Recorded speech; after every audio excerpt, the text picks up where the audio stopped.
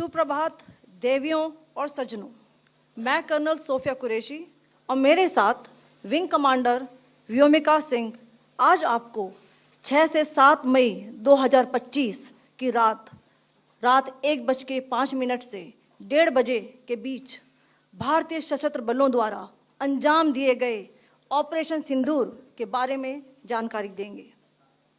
Operation सिंदूर 22 अप्रैल को पहलगाम में हुए विभत्स आतंकवादी हमले के शिकार मासूम नागरिकों व उनके परिवारों को न्याय देने के लिए लॉन्च किया गया था।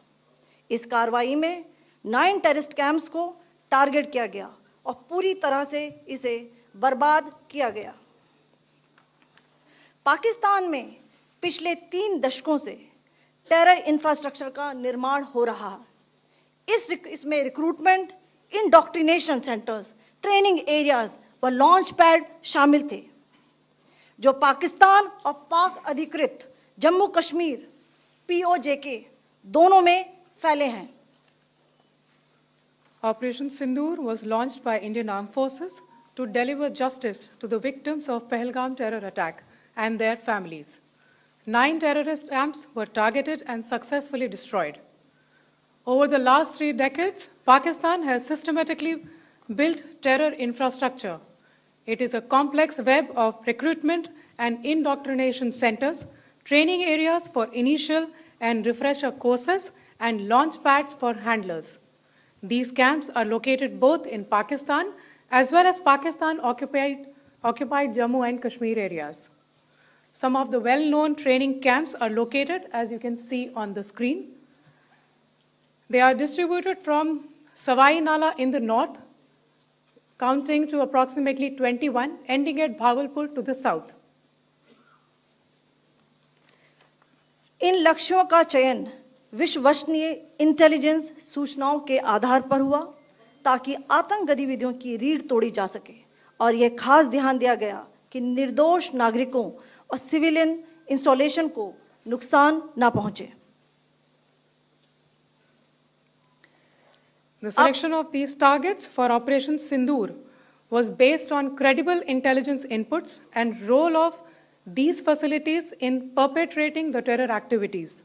The locations were so selected to avoid damage to civilian infrastructures and loss of any civilian lives. This was done with due diligence, and the camps selected for targeting and their engagement will now be shown to you one by one. POJK के target मैं आपको बताना चाहूंगी। सबसे पहले सवाई नाला camp Muzaffarabad, जो कि POJK के लाइन ऑफ कंट्रोल से 30 किलोमीटर दूर है। यह एक लश्कर तोयबा का ट्रेनिंग सेंटर था। 20 अक्टूबर 2024 सोनमर्ग, 24 अक्टूबर 24 गुलमर्ग, 22 अप्रैल 2025 पहलगाम, इन हमलों के आतंकियों ने यहीं से प्रशिक्षण लिया था। सैयदना बिलाल कैंप मुजफ्फराबाद, यह एक जैश ए मोहम्मद का स्टेजिंग एरिया है। यह हथियार, विस्फोटक और जंगल सर्वाइवल ट्रेनिंग का केंद्र भी था। गुलपुर कैंप कोटली, यह LOC से 30 किलोमीटर दूर था। लश्कर तोयबा का बेस था, जो रजौरी पुंछ में सक्रिय था। 20 अप्रैल 2023 को पुंछ में और 9 जून 2024 को तीर्थ यात्रियों के बस हमले में यहीं से आतंकी को ट्रेन किया गया था।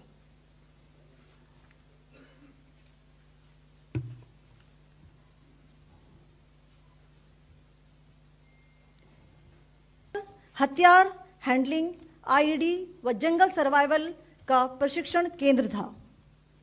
अब्बास कैंप कोटली,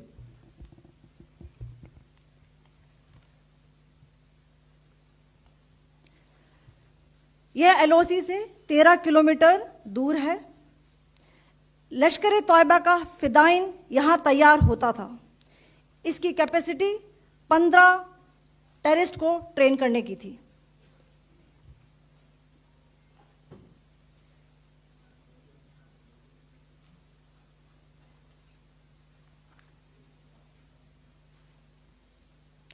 अब मैं पाकिस्तान के अंदर के टारगेट से अवगत कराना चाहूंगी। पहला, सर्जिकल कैंप सियालकोट। यह अंतर्राष्ट्रीय सीमा से 6 किलोमीटर की दूरी पर है, सांबा कठुआ के सामने।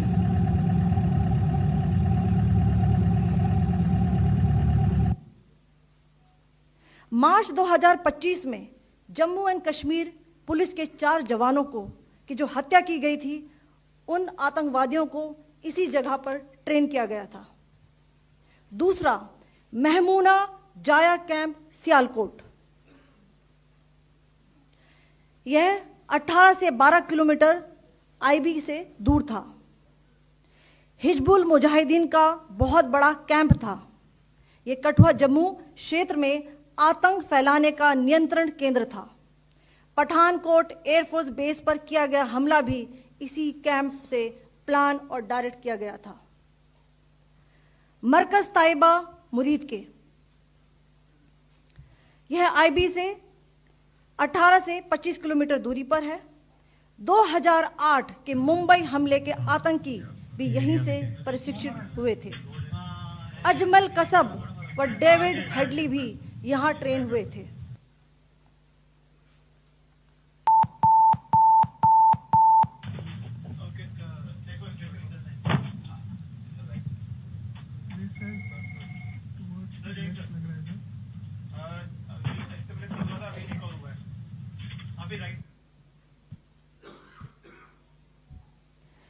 मरकज सुभान अल्लाह भावलपुर, यह इंटरनेशनल बाउंड्री से 100 किलोमीटर दूर है।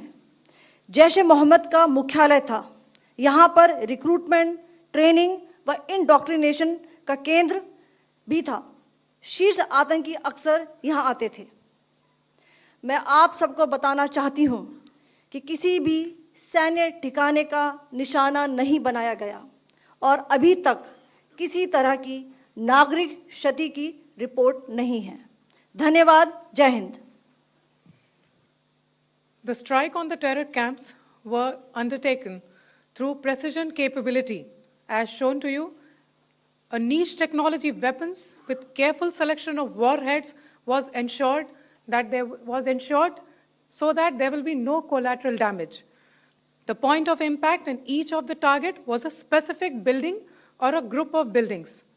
All the targets were neutralized with clinical efficiency, and the results reiterate the professionalism of the Indian Armed Forces in the planning and execution of their operations.